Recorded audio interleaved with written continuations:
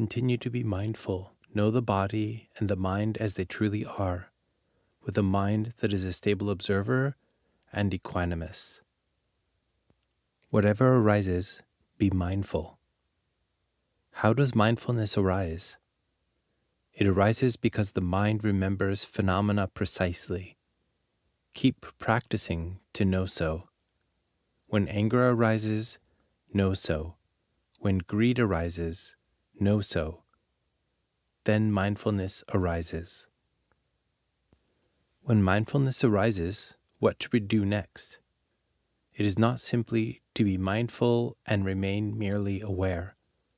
Once mindfulness arises, it must know so of the body and the mind. Some stop at just being aware, without knowing so of the body and the mind. This does not lead to wisdom.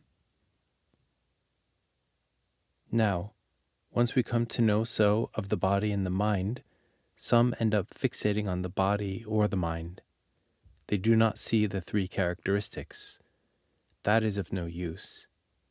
That is why I emphasize we must have mindfulness and know so of the body and the mind as they truly are.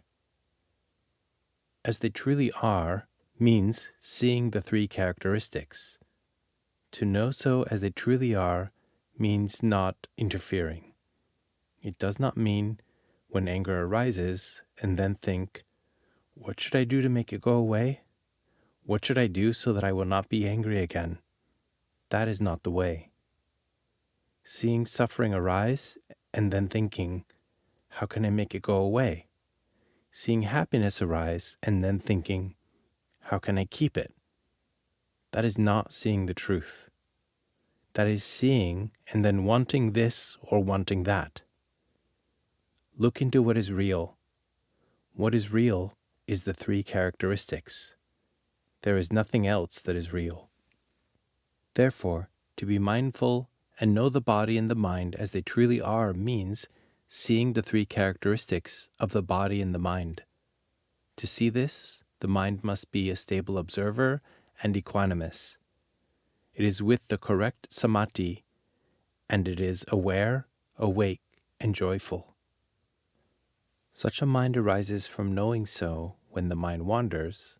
By being aware of it continuously, the mind will become stable. Therefore, sometimes when seeing defilement arise, mindfulness also arises automatically. The mind becomes a stable observer and attains the correct samadhi, which arises automatically as well. In truth, samadhi arises together with every mind. Even the unwholesome mind has samadhi, but when the mind arises with mindfulness, sati, without intention, then that samadhi is the correct samadhi. It is the highest, the very best. Therefore, our task is to keep training our sati. Continue practicing to know the phenomena. In time, the mind will become the knower, the awakened, and the joyful, and it will be a stable observer. Then we come to know the phenomena with this stable mind. The mind is the watcher, while the phenomena are the performers. What do phenomena consist of? They consist of physical phenomena and mental phenomena. In short, they are the body and the mind. For example, when the body swats away a fruit fly, we see the body moving. Just know so. Feel it. Or, when a fruit fly comes and we feel aversion toward it, we keep fanning it away. While the mind is still wholesome, we gently fan it off, thinking that others might see us and think we are cruel. At that moment, we know so of ourselves. Keep knowing so continuously. When the mind knows a phenomenon and feels pleased, know so. When it feels displeased, know so. That's all. Done. Once the mind has become a stable observer, observe the body and the mind, the physical and mental phenomena, as they display the three characteristics. When observing the physical and mental phenomena, know whether the mind feels pleased or displeased. This is another level of practice. When knowing so of the mind becomes equanimous through mindfulness. Samadhi arises from mindfulness, and this equanimity also arises from mindfulness. At the point where the mind is equanimous, that means the mind has samadhi. It is samadhi of a refined level, where the mind is equanimous. Therefore, we should be mindful, knowing so of the body and the mind as they truly are, with a mind that is a stable observer and equanimous. Keep training to know the phenomena, and it will reach the point where the mind becomes stable and sees the three characteristics. When seeing the three characteristics, if the mind becomes pleased, know so. If the mind becomes displeased, know so again. Sometimes, before even seeing the three characteristics, when we see the physical and mental phenomena, the mind already becomes pleased or displeased. Know so again. When knowing so, the mind becomes equanimous, though only temporarily. When encountering a new object, it will again become pleased or displeased. Know so again. Keep collecting this kind of awareness continuously. At a certain point, wisdom will arise. It will know the truth that whatever arises ceases. We see this every day. Anger arises and then ceases. Greed arises and then ceases. Mind wandering arises and then ceases. We see it every day, over and over again. At a certain point, the mind develops comprehensive wisdom, realizing that everything arises and then ceases. Happiness arises and then ceases. Suffering arises and then ceases. When we see this, the mind enters true equanimity. This is equanimity based on wisdom. For example, when happiness arises, it does not get carried away with delight. When suffering arises, it does not become sad or hateful. It is equanimous because it knows that everything comes and goes.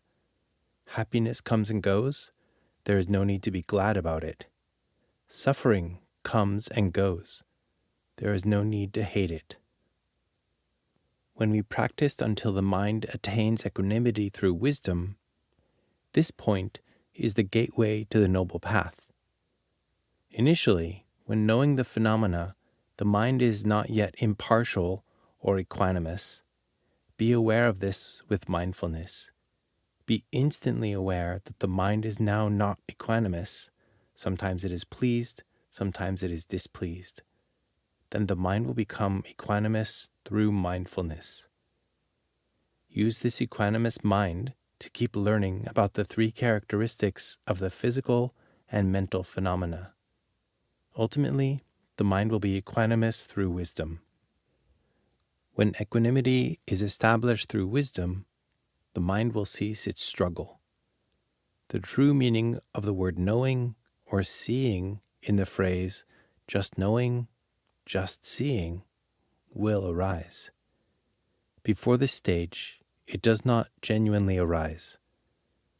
To reach this just knowing, just seeing means that wisdom must already be mature. At that point, only one step remains before the realization of path and fruition.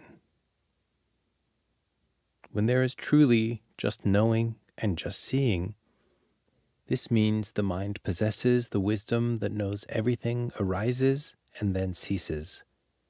It will enter into equanimity toward happiness and suffering, towards good and bad, towards all pairs of Dhammas.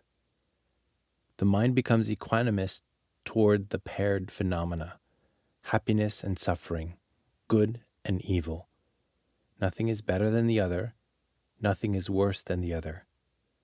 All are equal in the nature of the three characteristics. When the mind reaches this point, it no longer struggles. If our spiritual faculties are sufficient, the mind will gather into appana samadhi, absorption concentration, entering jhana on its own, without any intention to do so. The process we train in is filled with the principle of non-intention. Therefore, the mind gathers into appana samadhi by itself as it has ceased struggling. It no longer strives to seek objects through the eyes, ears, nose, tongue, or body. Then the mind gathers and settles into unification, entering jhana. Some attain the form jhanas, rupa jhana. Others realize formless jhanas, arupa jhana. Following this, the noble path for cleansing defilements begins. The cleansing of defilements by the noble path is a single, one-time purification. The defilement that has been cleansed will never arise again. Even when we pass away, that defilement will not return to be reborn. It is severed permanently. You must practice. Nothing is achieved for free. Learn the truth of physical and mental phenomena of body and mind with mindfulness and with a stable observer mind. That is why I say, be mindful and know the body and the mind as they truly are with a stable and equanimous mind. To have mindfulness knowing the body and the mind as they truly are is satipatthana. With a mind that is stable and equanimous, this is the right samadhi. Therefore, just this one sentence, have mindfulness, knowing the body and mind as they truly are, with a mind that is stable and equanimous. This one sentence already encompasses right effort, right mindfulness, and right samadhi. Just practice this. This is just a small point we have to train. We don't need to study vast amounts, whole shelves of the Tipitaka. If you study this and you don't know where to begin, start right here where I told you. Then mindfulness will arise and you will see the truth of the mind. The mind will sometimes drift off to think, sometimes slip into focusing, sometimes it knows so. It keeps alternating like this. In time, wisdom arises, and it knows that the mind has moved. This mind is impermanent. The knowing mind is impermanent. The thinking mind is impermanent. The focusing mind is also impermanent. The knowing mind cannot be maintained. Before long, it slips away. The focusing mind cannot be prevented. When it wants to focus, it will focus. The mind that drifts or gets lost cannot be stopped from arising. When it will get lost, it will get lost. This is called seeing non-self, anatta. Therefore, sometimes we will see impermanence, and sometimes we will see the non-self nature of the mind. From this, wisdom arises. When we are able to see the impermanence, see non-self, or see suffering, seeing the three characteristics, that is seeing the truth of physical and mental phenomena, of body and mind. That itself is Vipassana practice. Therefore, I have condensed Vipassana practice, including the practice of samadhi, covering both Vipassana and samadhi training, down to a single point to make it easier for you all.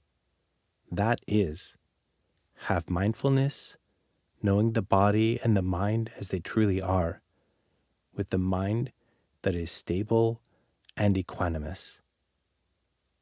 To condense it even further, take up any meditation object, and when the mind moves, just know so.